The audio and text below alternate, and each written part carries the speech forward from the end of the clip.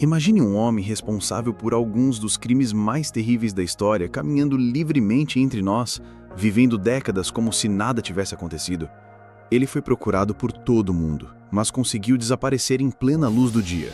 Esta é a história de um nazista que viveu no Brasil por 30 anos, entre festas, vizinhos e crianças, enquanto o planeta inteiro ainda o buscava. Como alguém pode esconder um passado tão sombrio atrás da rotina mais comum? Essa é a pergunta que ninguém conseguia responder por décadas. E a verdade é que ele não se escondia em um bunker ou em cavernas. Ele se escondia à vista de todos em meio à normalidade. E é exatamente isso que torna a sua história tão inacreditável. Curiosofobia. Quando a Segunda Guerra Mundial terminou, o mundo acreditou que os monstros responsáveis pelos maiores horrores da humanidade seriam levados à justiça. Tribunais foram formados, documentos revelados e testemunhas falaram diante de multidões atônitas. Mas nem todos foram capturados. Alguns escaparam como sombras na escuridão, e entre eles estava um homem cujo nome se tornaria um símbolo de crueldade, mas também de fuga e disfarce: Josef Mengele, o médico de Auschwitz. Mengele não era apenas mais um soldado nazista tentando desaparecer. Ele carregava sobre os ombros uma reputação de terror. Testemunhas se lembravam dele nos portões de Auschwitz, apontando quem viveria e quem seria levado direto às câmaras de gás.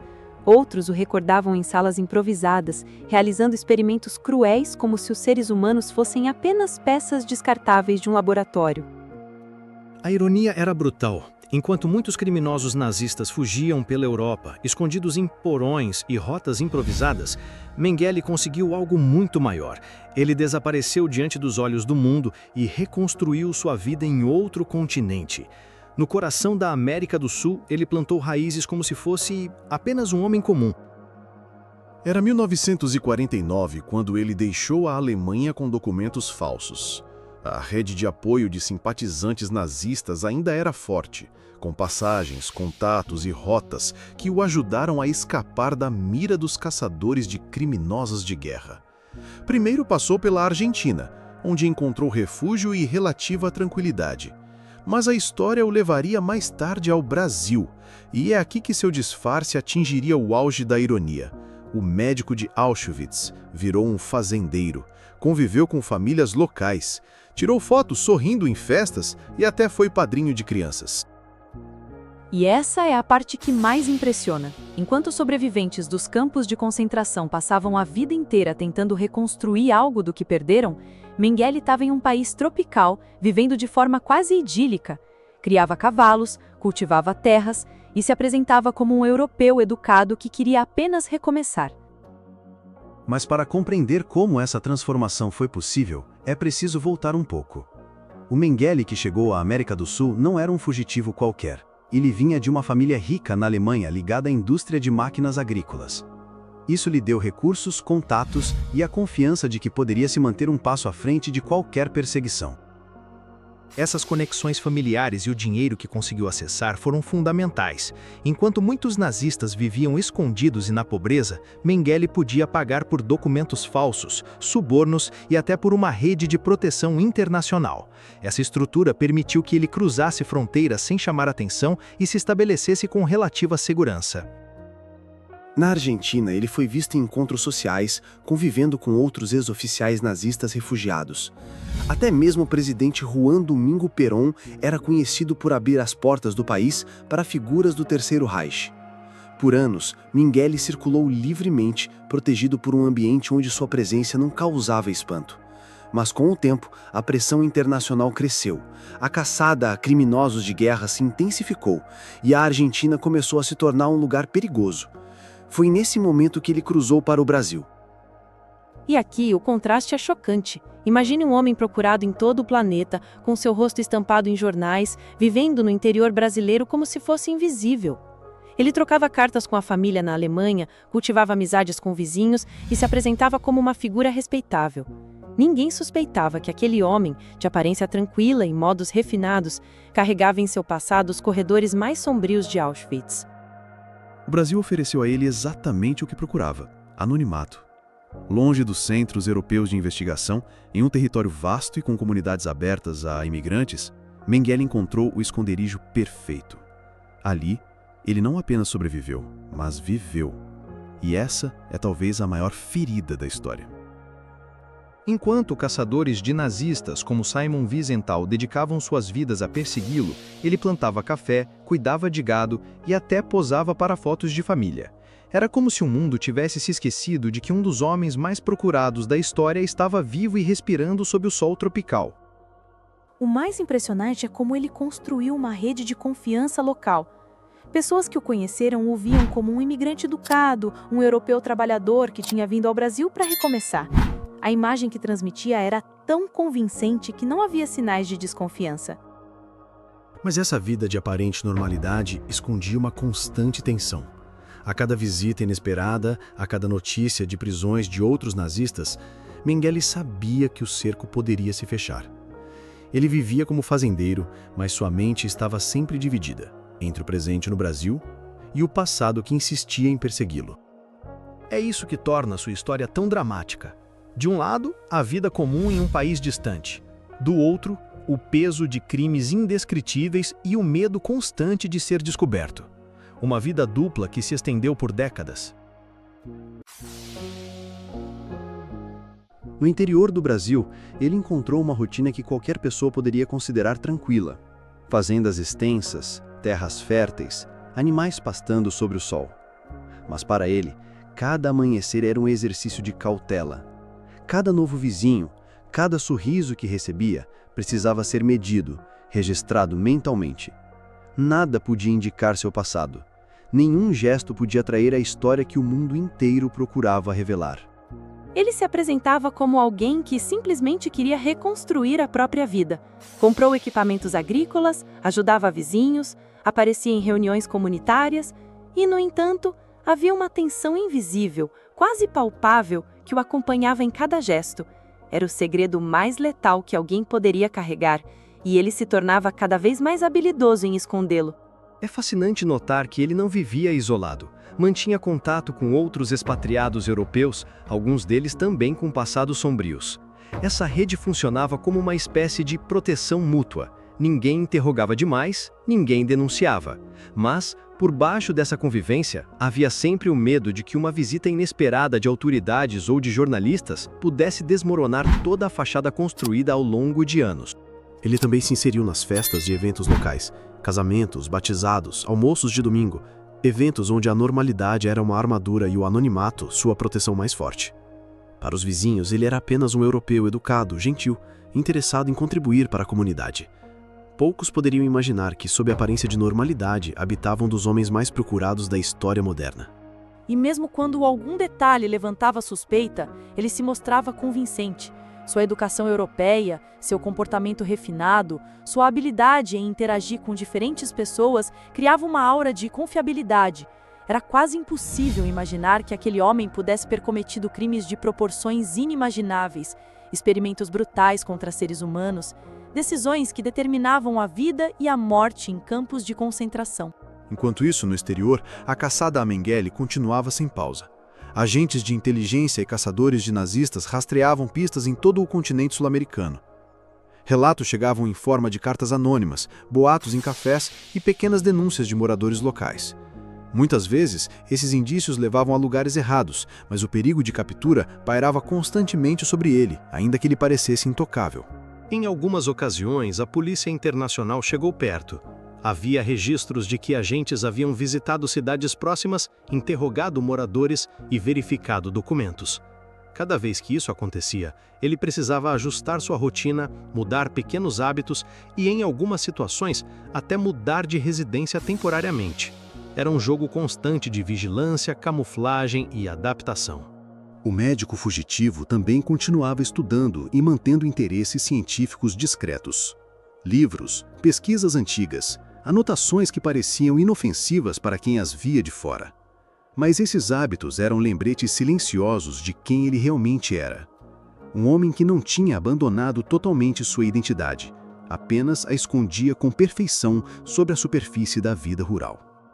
Essa dualidade é impressionante. Imagine morar ao lado de alguém que você considera um vizinho comum e descobrir anos depois que ele estava carregando um dos passados mais sombrios do século. A normalidade construída por Mengele não era apenas um disfarce, era um ato de sobrevivência, uma performance contínua de equilíbrio entre aparência e realidade. Em momentos de tensão, ele mudava de cidade, às vezes apenas uma pequena distância, às vezes atravessando estados inteiros. Cada mudança exigia novos documentos, novos contatos e a paciência de se tornar invisível novamente. Mas mesmo sob essas pressões, ele conseguia manter a fachada de homem comum. Cumprimentava vizinhos, ajudava nas feiras locais e participava de reuniões comunitárias, mantendo todos a distância segura do seu verdadeiro passado. E o incrível é que essas mudanças não chamavam atenção suficiente para gerar uma caçada local efetiva. Ele sabia exatamente como se mover, como evitar perguntas, como criar uma narrativa convincente sobre quem era. Essa habilidade de manipular a percepção de todos ao seu redor prolongou sua liberdade por décadas. Enquanto isso, caçadores de nazistas enviavam agentes especializados ao Brasil seguindo pistas quase sempre inconclusivas. Alguns relatos apontavam cidades erradas, vizinhos confundiam pessoas com traços europeus e tudo isso permitia que ele continuasse sua rotina quase inalterada. O fato de viver à vista de todos sem ser reconhecido aumentava a aura de mistério que o cercava. É também um exemplo de como a geografia e o contexto social podem proteger alguém. O interior do Brasil, com suas comunidades abertas e circulação limitada de informações internacionais na época, ofereceu um esconderijo natural. Ele não precisava de bunkers secretos ou rotas complicadas, apenas precisava se integrar sem levantar suspeitas. Anos se passaram. Ele continuou a construir uma vida que, para o mundo exterior, parecia totalmente inocente. A imprensa internacional publicava fotos de suas aparições eventuais, enquanto investigadores tentavam decifrar rumores e chegar à verdade. Mas para quem vivia ao lado dele, era apenas mais um europeu discreto e educado, cuidando de suas plantações, participando de festas, batizando crianças e aparentando normalidade absoluta. E é essa normalidade que torna sua história tão inquietante. Um homem responsável por crimes inimagináveis conseguia enganar todos ao redor por décadas, vivendo sob a superfície da vida cotidiana. É a perfeita ilustração de como a aparência pode esconder a verdade mais terrível. No litoral de São Paulo, longe dos olhos atentos da Europa e da justiça internacional, Joseph Mengele levava uma vida quase banal. Era chamado por vizinhos de um homem reservado, às vezes cordial, que participava de pequenas reuniões de fazendeiros e visitava conhecidos. Mas por trás daquela rotina simples, carregava o peso de uma das histórias mais obscuras do século XX.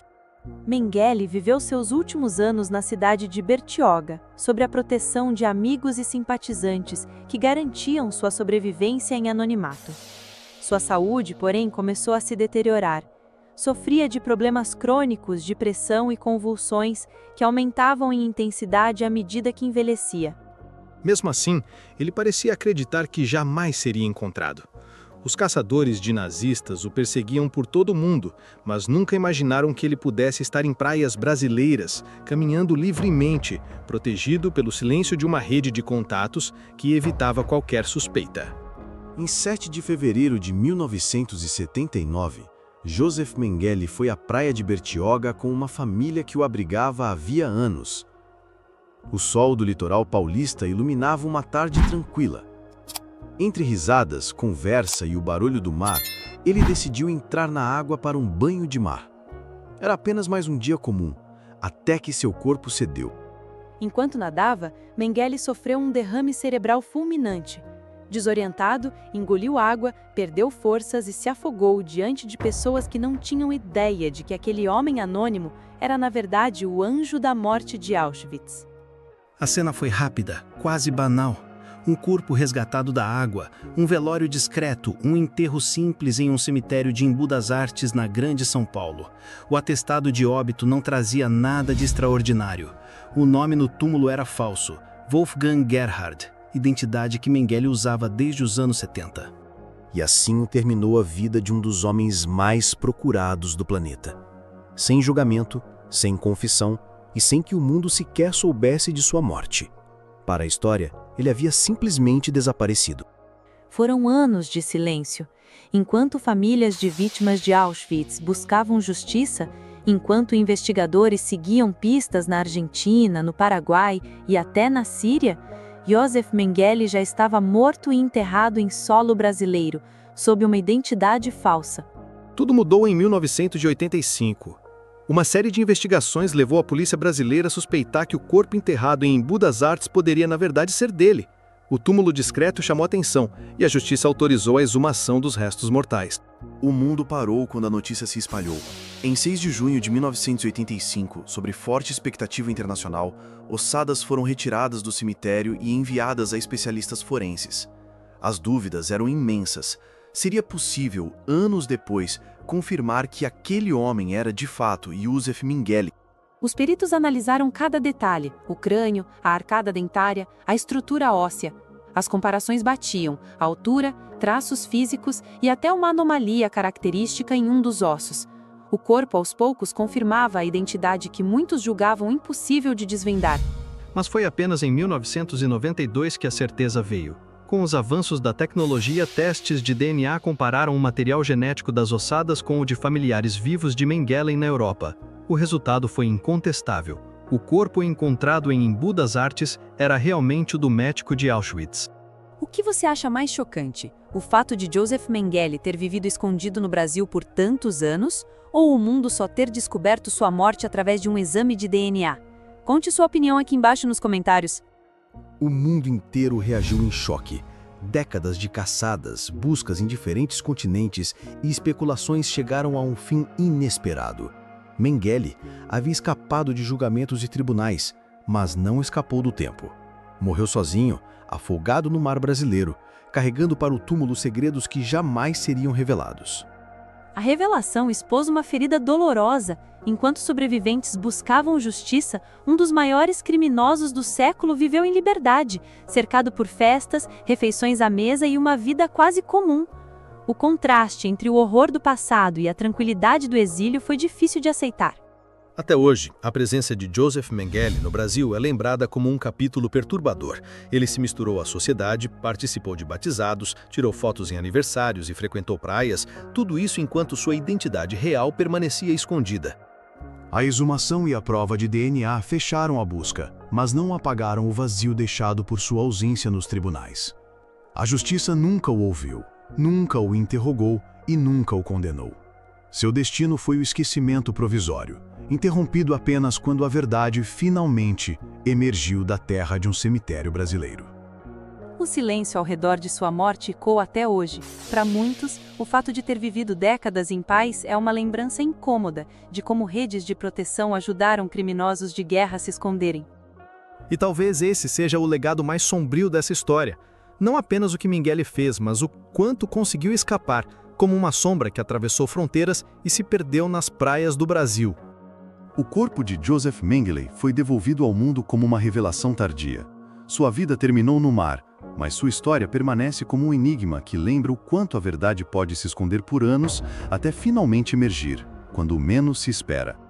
Ele viveu entre nós por 30 anos sem ser descoberto, mas sua história não será esquecida.